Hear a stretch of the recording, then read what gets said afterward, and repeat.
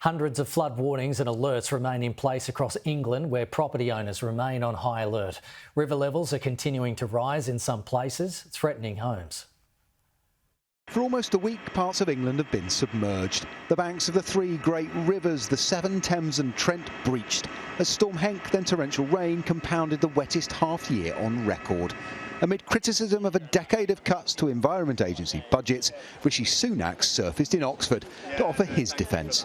We've invested £5.2 billion in flood defences over the period in question. That's a record sum, far more than we've done in the future. That's contributed to protecting over 300,000 homes. But of course this is going to be devastating for those who are impacted, which is why there's financial support in place.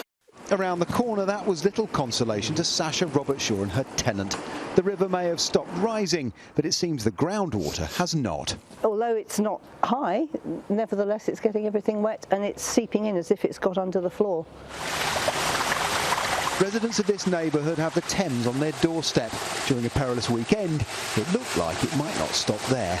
The floodwaters came up very quickly. Since Friday, they've been stable, but it's right up to our back patio, almost to our back door.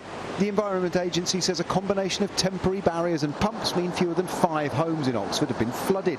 And they have a £175 million plan to ensure the city's homes and businesses stay dry in future. The idea is that we're going to create a channel down the west side of Oxford that will carry approaching 3 million tonnes of water per day in these sort of conditions, and it keeps the water away from Oxford and in the floodplain. And the floodplain is like a pair of lungs. As more and more rain comes, like more and more air, it just expands out, and then as it relaxes, it just lets it all go. And we're just going to give that extra capacity into the floodplain.